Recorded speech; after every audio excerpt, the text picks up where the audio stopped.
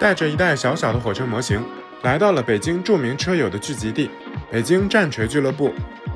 将门推开，我们一起感受一下战锤俱乐部为2025年做出了哪些改变。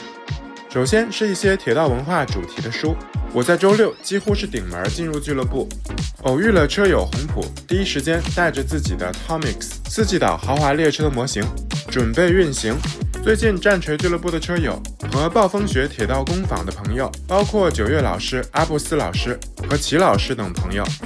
一起把整个的模型都进行了重新的布局设计，而且现在已经有2个 N 比例火车模型沙盘。首先我们就来看这个以城市景观为主体的 L 型火车模型布局。在眼前的这个沙盘有4条独立的线路，且有大量的高架线路，布局当中也有不少的大转弯设计，上边区域的铁道堤坝也格外抢眼，而且中间我们可以看到长长的车站。在战锤俱乐部，我也在玩车的过程中结交了不少好朋友，包括随风宾 SF 2位老师。在这个 N 比例的微缩场景中，我们可以看到不少高楼大厦，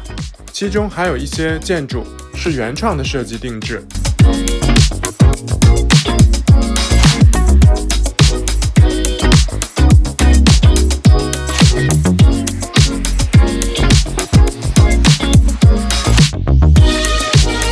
俱乐部的齐老师为这个沙盘还设计了一个铁道平面图，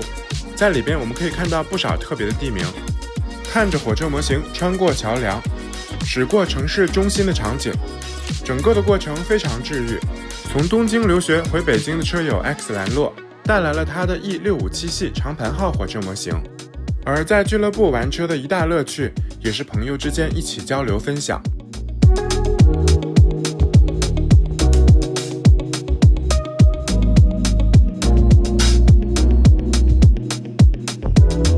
还带来了 Tomix 出品的 Kiha 40特别企划模型回忆的指剑线东北色火车模型。眼前的这个站台可以停下全编组的 E235系11节整列，车站采用了双侧式站台设计，这样无论是在来线还是新干线都可以比较协调，而且这种双侧式的站台设计也体现了铁路对于城市的割裂，这也是我和阿布斯老师聊天了解到的微缩场景设计背后的理念。用手机的5倍长焦拍摄，同样可以还原列车的压缩感。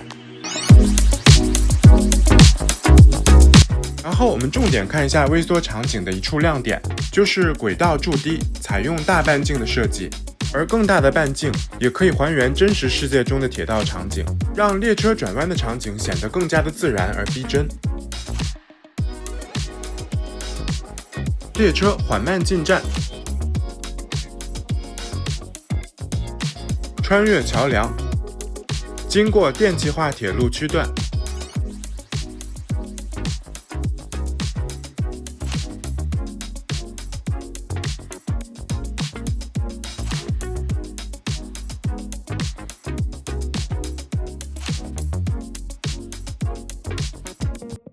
然后我们来看北京战锤俱乐部最近刚刚开放不久的第2个 N 比例沙盘。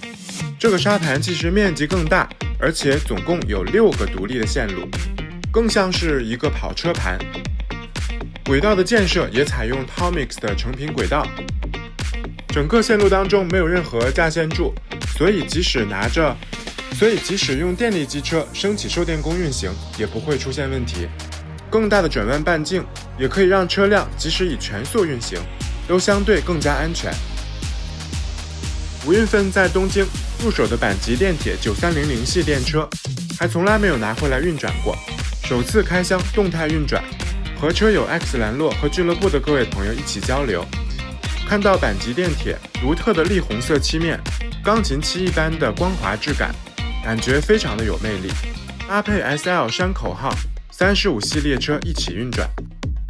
战锤俱乐部也有不少的 N 比例火车模型和相关产品的选择，比如我们就能看到丰富的火车模型，既有大量的客运货运套装，也有不少牵引机车车头选择，还有长明的集装箱，一些日本题材的 N 比例工程车， Mini City 品牌出品的 N 比例耗材建筑物半挂卡车，还有中车文创的 N 比例静态模型。还有机会看到罗春晓老师铁道工坊品牌出品的铁道文创。很高兴和大家一起分享，我将俱乐部的信息通过字幕放在这里，欢迎点赞、收藏、分享给你的好朋友。期待与你一起用小小的火车模型解锁大大的梦想。